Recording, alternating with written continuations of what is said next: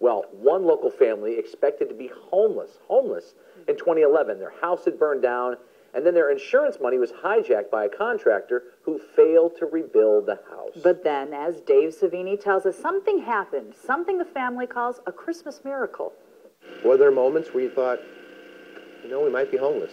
Yes. There was many times where I thought that. The Neal family's Round Lake Beach home was destroyed by fire. Everything they owned was gone. For a while there, I didn't think it was going to be okay. Our CBS 2 investigators told their story last month and how they were allegedly scammed out of the insurance money to fix it.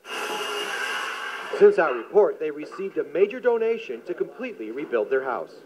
The Neal family is grateful for everyone who helped pitch in to rebuild their home, but they still want justice.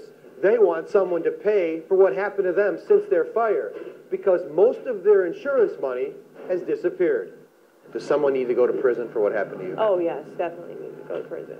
This is what's left of the kitchen. Emily Neal turned to our 2 investigators after CIS, a company run by this man, Warren Pointer, took $53,000 of their insurance settlement and didn't do the repairs.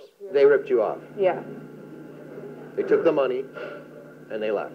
yeah. This is the soot from the fire still? We found 6 more victims of alleged fraud by CIS, and that prompted a police investigation. What do you think of people that would do this to someone else? I think they're cruel, and truthfully, I think they should go to jail for a few years. Pointer, whose criminal arrest record includes aggravated battery, weapons charges, and deceptive practices, would not respond to our attempts to talk to him.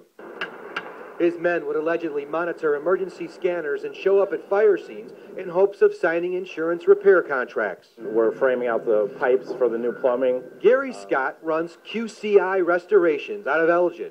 He saw our report and is spearheading the effort to rebuild the Neal home. When we heard that they were going to become homeless at the end of the month, my heart went out to them. This is one of those holiday stories. Yeah. Yeah, a Christmas miracle. Definitely a wonderful gift. The best gift I've ever been given.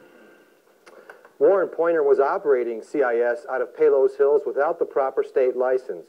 Department of Insurance officials say the Neals should have checked their website to see if Pointer was licensed. They recommend never signing a contract the night of a fire or a storm. What I love about this story is QCI wasn't looking for any publicity on this one. They didn't want the publicity. The Neals had to actually ask us to come out and do the story. And you had to actually get him out there. Had to get him out there. That you were shooting that Wow. video, didn't you? Big applause to him. Yeah, no doubt about Kudos it. to them. Good story, Big Dave. time. Thanks a lot.